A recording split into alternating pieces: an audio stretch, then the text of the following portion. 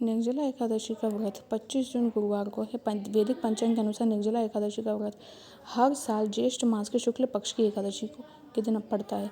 निर्जला एकादशी का व्रत कथा, आप इस व्रत कथा को ध्यानपूर्वक सुने। निर्जला एकादशी व्रत कथा के अनुसार एक बार भीम ने व्यास जी से कहा था कि उनकी माँ कुंती और अन्य 4 भाई व्रत, स्नान और दान पुण्य आदि करते हैं, लेकिन वे उपवास नहीं करते। यदि ऐसा ही चलता रहेगा तो मोक्ष कैसे प्राप्त होगा। उन्होंने जब वेद व्यास जी से पूछा तो अपनी चिंता बताई और व्रत न रखने का कारण बताया। उन्होंने कहा कि वे बिना भोजन के नहीं रह सकते क्योंकि उन्हें भूख बहुत ज़्यादा लगती है, और ये बात भीमसेन ने कही थी। इस पर व्यास जी ने कहा कि तुम लोग स्वर्ग और नरक के फर्क को समझते हो तो तुमको हर मास की दोनों एकादशी का व्रत रखना चाहिए। उस दिन अन्न का सेवन ना करो। तब भीम ने कहा कि बिना भोजन के रहना तो संभव नहीं है। उनके पेट में व्रक नामक आग है जो भोजन से ही शांत होती है। उसे शांत करने के लिए दिन भर में कई बार भोजन करना पड़ता है। ऐसा व्रत कैसे रखना संभव हो पाएगा। उन्होंने दोनों हाथ जोड़कर व्यास जी से निवेदन किया कि आपको ऐसा व्रत बताइए जिसे साल भर में एक बार ही करना हो और उसी से सभी पाप खत्म हो जाएं, स्वर्ग की प्राप्ति हो।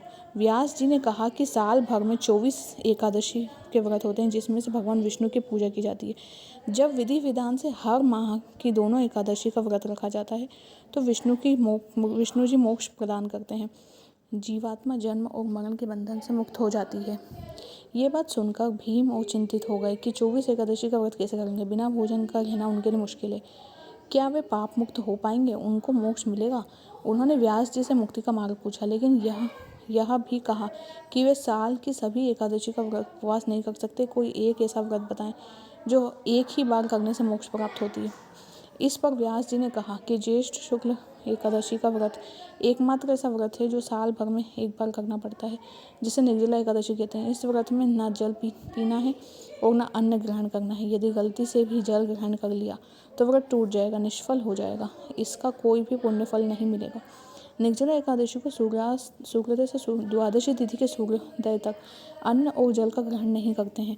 द्वादशी को सूर्योदय के बाद में दान पुण्य करें और पारण करके पूरा करें व्रत को। जो यह व्रत नियम और विधि से करता है उसे जो साल की 24 एकादशी का पुण्य फल प्राप्त होता है, मोक्ष की प्राप्ति होती है। यह सुनकर भीम बहुत ही प्रसन्न हो गए और साल में केवल निर्जला एकादशी का व्रत करके मोक्ष पाया जा सकता है। जब निर्जला एकादशी का व्रत आया तो भीम ने विधि विधान से व्रत करके भगवान विष्णु की पूजा की।